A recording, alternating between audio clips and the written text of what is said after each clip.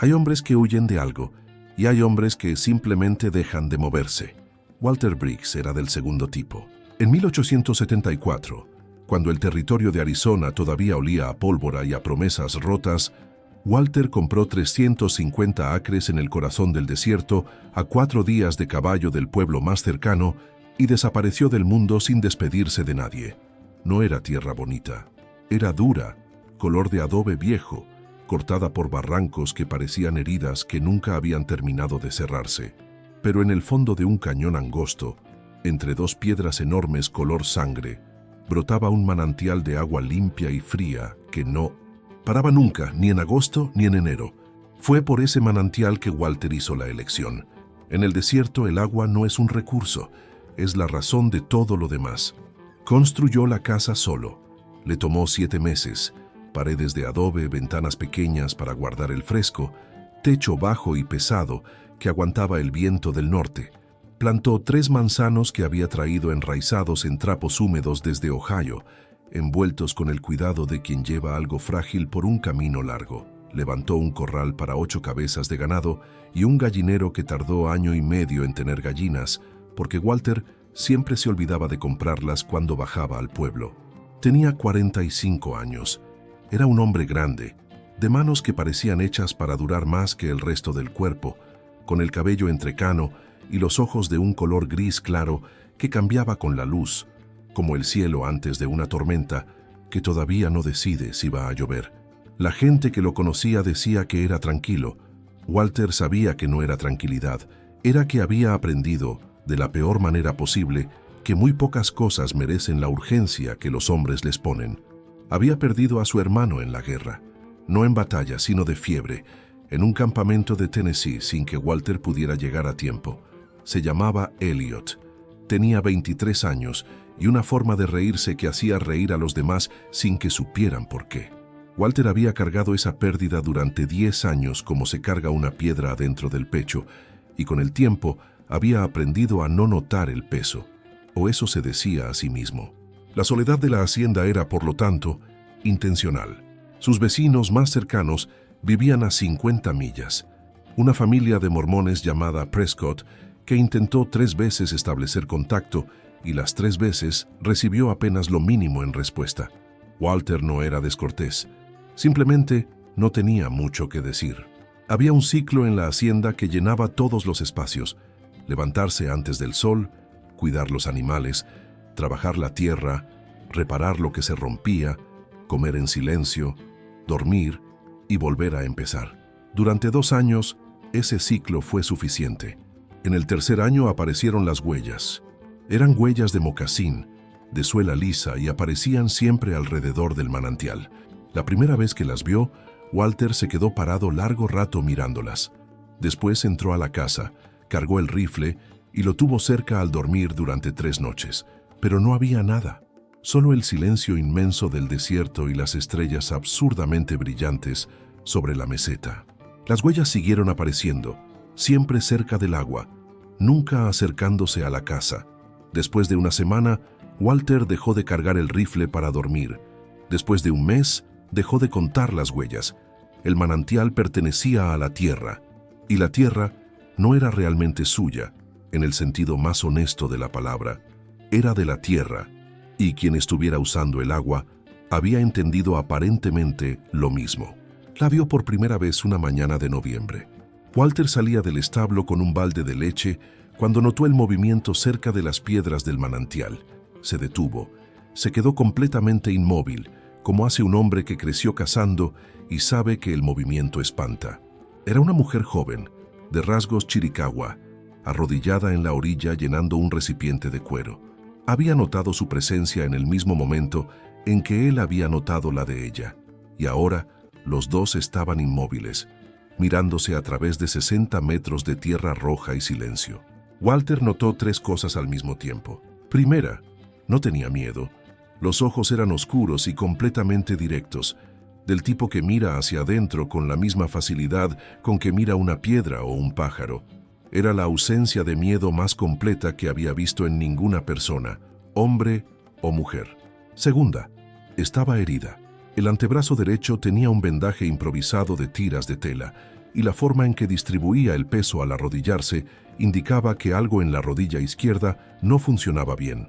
Tercera, era joven, no más de 25 años, quizás menos. El rostro era de huesos fuertes y piel color cobre oscuro, con el cabello negro en una trenza larga que le caía por la espalda. Por casi un minuto, ninguno de los dos se movió. Después, Walter levantó levemente la mano derecha con la palma hacia ella y dio media vuelta. Entró a la casa. Salió 2 minutos después con una hogaza de pan de maíz y un frasco de melaza que había comprado en su última bajada al pueblo. Dejó las dos cosas sobre una piedra plana cerca del manantial, a 15 metros de donde ella había estado arrodillada, y volvió al establo. Cuando salió ella había desaparecido. El pan y la melaza también. Volvió al día siguiente y al otro. En la tercera visita Walter dejó también carne seca y una tira limpia de algodón para el vendaje. No miró mientras ella tomaba las cosas. Se quedó en el establo, haciendo suficiente ruido con las herramientas para que ella supiera exactamente dónde estaba. En la quinta visita, ella estaba sentada sobre la piedra plana cuando él salió de la casa. Walter se detuvo, asintió con la cabeza. Ella hizo lo mismo. Él fue al establo. Cuando salió, ella había dejado algo para él, un pequeño objeto tejido con hilos de colores vivos, rojo y negro, y amarelo ocre, atado con un nudo simple. Era un talismán, o un ornamento, o las dos cosas. No sabía con certeza, pero era claramente intencional. Walter lo llevó en el bolsillo del chaleco durante semanas. El nombre de ella era Yuma. Él no lo supo hasta mucho después. La historia entre Walter Briggs y Yuma no empezó con palabras. Empezó con gestos, con la distancia respetuosa que él mantenía siempre, con la forma en que ella comenzó a aparecer un poco más temprano cada día y a quedarse un poco más de tiempo, con los objetos que se dejaban mutuamente sobre la piedra plana, que poco a poco dejó de ser un punto neutral y se convirtió, sin que ninguno de los dos lo dijera en voz alta, en el centro de algo. Él dejaba comida. Ella dejaba cosas que había hecho con sus propias manos, objetos tejidos o tallados en madera, hierbas atadas en manojos que él no sabía nombrar, pero que, quemadas por la noche, llenaban la casa de un olor que parecía tan antiguo como la tierra misma. El brazo de ella había cicatrizado. La rodilla, notó Walter, todavía le daba problemas en el terreno inclinado, pero ella nunca se quejaba. Era el tipo de persona que carga el dolor como información, no como tragedia. Walter comenzó a aprender palabras. Fue un proceso lento y frecuentemente ridículo, aunque ninguno de los dos se reía de inmediato. Él señalaba cosas y ella decía el nombre en chiricahua. Él repetía con el acento equivocado. Ella corregía con una paciencia que Walter asociaría más tarde con las personas que han enseñado cosas importantes durante mucho tiempo, sin jamás levantar la voz. Ella aprendió inglés más rápido. Lo abordaba como se aborda terreno nuevo, con atención completa y sin prisa. El momento en que todo cambió fue una tarde de diciembre. Walter estaba reparando la cerca del pastizal sur cuando 2 hombres aparecieron por la senda del este. Eran hombres de ciudad intentando parecer hombres de campo, lo cual Walter reconocía de inmediato por la forma equivocada en que cargaban las monturas y por la expresión de quien está más preocupado por lo que parece que por lo que hace. Querían comprar el agua, o más exactamente, querían comprar el derecho a usar el manantial para una operación minera que planeaban abrir a 10 millas al norte. Walter dijo que no. Ellos insistieron con la clase de educación que ya lleva una amenaza adentro. Walter dijo que no otra vez, con las 2 manos apoyadas en la cerca y la misma tranquilidad que la gente a veces confundía con frialdad, y los miró hasta que decidieron irse por donde habían venido. Lo que Walter no sabía era que Yuma había observado todo desde lo alto de una formación rocosa a 200 metros y que había regresado a su gente con una información específica sobre el hombre de la hacienda. Él había defendido el agua sin dudarlo, sin pedir nada a cambio, sin mencionar siquiera que legalmente le pertenecía. Para el pueblo de Yuma, eso tenía un peso que Walter no hubiera podido calcular. Aparecieron 3 semanas después. No eran 2, eran 13. Walter estaba en la galería cuando los vio cruzar la meseta en diagonal, a caballo. Sin prisa y sin vacilación, se puso de pie y esperó, muy quieto.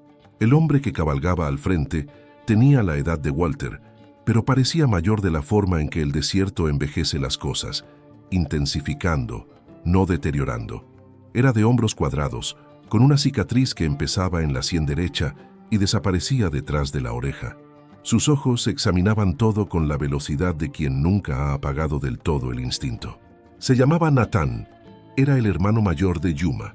Se detuvieron a 10 metros de la galería. Walter se quedó en la galería. Nadie habló por un momento largo. Después Walter entró a la casa y salió con una cafetera y 5 tazas, que era todo lo que tenía. Bajó los escalones, caminó hasta ellos, puso todo en el suelo y sirvió el café. Nathan desmontó. Los demás se quedaron a caballo. Los 2 hombres se sentaron en la tierra roja del Arizona y bebieron café en silencio durante un tiempo que Walter calculó en 20 minutos, pero que pareció mucho más largo. Después Nathan dijo algo en Chiricahua. Walter no entendió todo, pero entendió la palabra agua y la palabra que Yuma había usado para él hacía meses, que ahora sonaba menos irónica que la primera vez. Walter asintió. Nathan asintió. Eso fue suficiente para empezar. Yuma apareció al día siguiente con una mujer mayor a quien Walter identificó por la forma en que todos los demás se comportaban cerca de ella, como alguien con autoridad considerable. La mujer tenía el rostro de quien ha visto muchas estaciones y ha llegado a conclusiones propias sobre lo que significan. Examinó a Walter con la brevedad eficiente de quien no tiene tiempo que perder en impresiones superficiales. Después le dijo algo a Yuma. Yuma tradujo con cuidado, en su inglés todavía en construcción. Dice que usted tiene la postura de un hombre que carga un peso que no es suyo. Walter se quedó en silencio un momento. Tiene razón, dijo. La mujer mayor, cuyo nombre era Daka, dijo algo más. Yuma tradujo de nuevo y esta vez había algo diferente en su expresión, una ligereza casi escondida detrás de la seriedad habitual. Dice que el peso que no es tuyo puede dejarse en la tierra. La tierra fue hecha para guardar cosas. Walter tenía una regla no escrita que había adoptado desde el principio. Nunca preguntaba.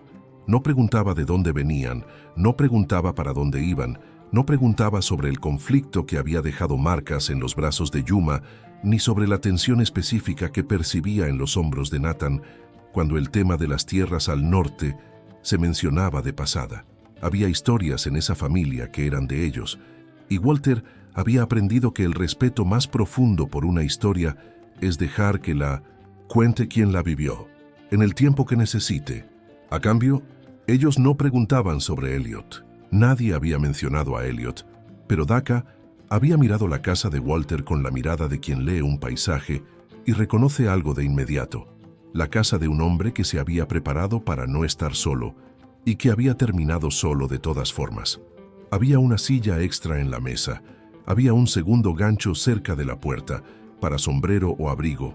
Había un cantero de flores junto a los manzanos que claramente no había sido pensado por un hombre que vive solo para sí mismo. Daka no dijo nada sobre eso, pero empezó a traer hierbas específicas que Walter, sin que nadie le explicara, comenzó a poner en una olla de barro cerca de la ventana, y las flores del cantero, que se habían marchitado por el descuido, volvieron. La presencia del pueblo en la hacienda fue creciendo con la naturalidad de las cosas que ocurren cuando nadie las está forzando. Primero fue el uso del manantial, que había sido el principio de todo. Después fue el refugio temporal durante uno de los desplazamientos del pueblo por la meseta. Walter encontró 4 niños durmiendo en el establo una mañana y en lugar de preguntar nada, simplemente preparó más avena. Después fue Nathan apareciendo con otros 2 hombres para reforzar la cerca del pastizal norte que había cedido con las lluvias de febrero. Trabajaron en silencio junto a Walter durante 5 horas y se fueron sin pedir nada. Pero Walter había notado que sabían exactamente lo que hacían, con una eficiencia distinta a la suya, pero que llegaba al mismo resultado. Había un intercambio ocurriendo que no era comercial ni político. Era simplemente el reconocimiento mutuo de personas competentes. Walter era bueno con las estructuras, con la mecánica de lo que mantiene algo en pie. El pueblo de Yuma conocía esa tierra de una manera que no venía de mapas, sino de generaciones de atención. ¿Dónde corría el agua en lo profundo durante el verano? ¿Dónde bajaban los animales al atardecer? qué plantas curaban y cuáles mataban, cómo leer el comportamiento del viento sobre la meseta. Empezaron a intercambiar conocimientos con la misma naturalidad con que intercambiaban café y hierbas. Lo que Walter no había calculado era lo que le pasa a un hombre cuando pasa suficiente tiempo cerca de una mujer que no tiene miedo de mirarlo de frente.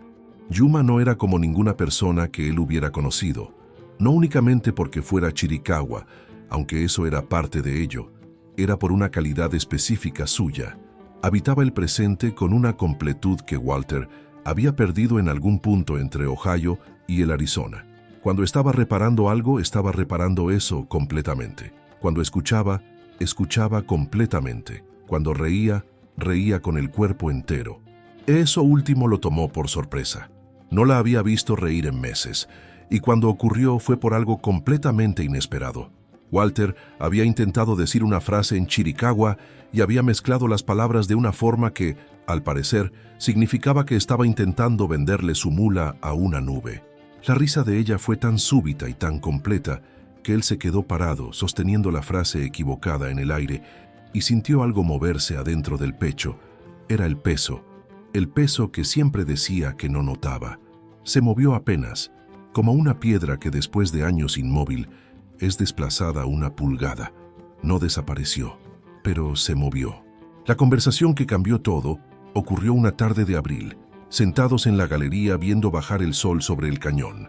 Yuma dijo, en un inglés que ya era mucho más fluido que 6 meses antes, «Mi pueblo dice que la tierra recuerda todo lo que pasa sobre ella». Walter consideró eso. «Puede ser verdad», dijo. «¿Qué quieres que esta tierra recuerde de ti?» Se quedó en silencio por un tiempo largo. Era la pregunta más directa que alguien le había hecho en años, quizás en toda la vida. «Que hice algo bueno aquí», dijo finalmente. «No sé exactamente qué todavía, pero algo». Yuma miró el cañón. «Ya empezaste», dijo ella. Y no explicó más que eso. Esa noche Walter durmió sin despertarse por primera vez en 3 años. La crisis llegó, como siempre llegan las crisis importantes, desde un lugar que nadie estaba vigilando. Los 2 hombres de ciudad volvieron. Esta vez no eran 2 sino 5, y traían un documento con sello oficial que declaraba derechos mineros sobre un área que, según ellos, incluía el manantial. Walter lo leyó 2 veces. Estaba falsificado, no de forma obvia, pero él había crecido en una familia de abogados y sabía reconocer cuándo las fechas no cuadran y cuándo los sellos están en el lugar equivocado. Se lo dijo. No se pusieron contentos. El más grande de los 5, un hombre de cuello rojizo y cara de quien siempre ha conseguido lo que quiere por intimidación, dio un paso adelante. «Está usted solo aquí en el fin del mundo», dijo con esa educación que ya es una amenaza. «Sería una pena que algo le pasara a ese manantial tan bonito». Walter se quedó muy quieto. Después dijo, con la misma tranquilidad de siempre, «No estoy solo». Nathan había aparecido sin hacer ruido, como tenía la costumbre de aparecer cuando el momento lo pedía. No estaba solo. Había 8 hombres con él, distribuidos en las formaciones rocosas alrededor de la hacienda, con la precisión de gente que conoce ese terreno como conoce sus propias manos. No tenían armas en la mano, estaban simplemente presentes, con la claridad inmóvil de quien no está llamando un farol. El hombre de cuello rojizo miró alrededor, hizo la cuenta, guardó el documento falso. Los 5 se fueron por la senda del este, despacio, con la dignidad forzada de quien ha perdido pero necesita parecer que no. Walter los vio irse hasta que desaparecieron en el horizonte. Después se volvió hacia Nathan. Nathan hizo un gesto breve con la cabeza, algo entre un saludo y una confirmación, y se fue con los demás tan silenciosamente como había llegado. Walter se quedó parado en el patio de la hacienda, con el documento falso en la mano y el manantial brillando al fondo entre las piedras, y sintió algo que tardó un rato en identificar. El peso en el pecho había disminuido. Ese verano la hacienda de Walter Briggs quedó irreconocible, no porque alguien hubiera cambiado la estructura, las paredes de adobe, los manzanos, el corral, sino porque había vida nueva en cada rincón de una manera que la soledad nunca permite. Daka le había enseñado a preparar un remedio de hierbas que curaba las infecciones de piel mejor que cualquier cosa que hubiera comprado en el pueblo. Walter había enseñado a 2 jóvenes del pueblo cómo reforzar estructuras de madera para soportar el peso de un techo de invierno. Los niños habían descubierto los manzanos. Walter pasó una tarde entera enseñándoles a cosechar sin dañar las ramas. Ellos pasaron la tarde siguiente enseñándole un juego con piedras y un patrón dibujado en la tierra, que él nunca logró ganar, pero al que siguió intentando. Veía algo construirse que no tenía nombre exacto en inglés ni en chiricahua, pero que en ambas lenguas había palabras para describir sus ingredientes: confianza, respeto, la familiaridad que crece entre personas que trabajan juntas por la misma tierra. La conversación definitiva ocurrió a finales del verano. Walter encontró a Yuma sola cerca del manantial, lo cual era poco común. Estaba mirando el agua con una expresión que él había aprendido a reconocer: el rostro de alguien que está sosteniendo una decisión que todavía no toma. Se sentó en la piedra plana y esperó. Ella habló sin voltearse. Daka preguntó si te quedarás aquí. Sí, dijo Walter. No te preguntó eso. Una pausa. Te preguntó si te quedarás aquí cuando se ponga difícil, cuando los hombres vuelvan, o cuando llegue la sequía, o cuando sientas que la soledad es más fácil que todo lo demás. Walter se quedó en silencio un momento. ¿Qué le dijiste tú? Yuma se volteó. Los ojos oscuros y directos, la ausencia total de miedo, la presencia completa que él había notado la primera vez que la vio y que no había cambiado en un año. Le dije que no sabía, dijo ella, y que debería preguntarte a ti. Walter miró el manantial, las piedras rojas, los 3 manzanos al fondo con las últimas manzanas del año todavía en las ramas, la casa de adobe con la silla extra en la mesa y el segundo gancho cerca de la puerta, la tierra que se había prometido a sí mismo que haría algo bueno en ella. Me quedo, dijo. Yuma asintió muy despacio, como quien confirma algo que había calculado, pero necesitaba escuchar en voz alta. Entonces, hay algo que debes saber, dijo ella. Y fue entonces cuando contó. Su pueblo estaba siendo presionado para moverse, no por los hombres del documento falso, que eran demasiado pequeños para ese tipo de presión. Era algo más grande y más lento, el tipo de fuerza que no llega con 5 hombres y un sello falsificado, sino con leyes escritas por personas que nunca habían pisado esa tierra. Había un plazo, había un lugar al que querían que fueran. Natán había pasado meses buscando alternativas y había encontrado una: 350 acres con derecho de uso de agua, cuyo propietario era un hombre que había defendido un manantial sin dudarlo y que había servido café a 13 extraños y se había sentado en el suelo a tomarlo con ellos. No era una solución permanente, no era simple, pero era real. Walter escuchó todo sin interrumpir. Después se quedó en silencio por un tiempo largo. ¿Cuánto tiempo tengo para pensarlo?, dijo finalmente. Yuma lo miró con esa expresión que él había tardado meses en aprender a leer, esa mezcla de seriedad y una ligereza contenida, casi irónica. Daka dice que ya lo pensaste, dijo ella. Walter respiró hondo. Daka tiene razón otra vez. No fue fácil. Nada de lo que vale la pena es fácil, y Walter había vivido suficiente para dejar de sorprenderse con eso. Hubo papelería, hubo viajes al pueblo que había evitado durante años, hubo conversaciones con personas que tenían opiniones muy concretas sobre lo que un hacendero blanco debería o no hacer con su tierra en el Arizona de 1875. Walter escuchó esas opiniones con la misma tranquilidad con que había escuchado la amenaza de los hombres del documento falso, y después hizo lo que había decidido hacer. El acuerdo no era de propiedad, era de uso, de presencia, de responsabilidad compartida sobre esa tierra. No había palabras legales perfectas para lo que estaban construyendo, porque las leyes de la época no habían sido escritas con eso en mente. Entonces, escribieron sus propias reglas en inglés y en chiricahua, y Natán y Walter firmaron con la firmeza de hombres que saben que la palabra vale más que el papel, pero que lo ponen en el papel de todas formas, porque el mundo a veces necesita documentos. En la última noche del verano, alguien encendió un fuego en el centro del patio de la hacienda. Nadie pidió permiso, simplemente lo encendió. Walter se quedó al margen, mirando cómo el pueblo se reunía alrededor.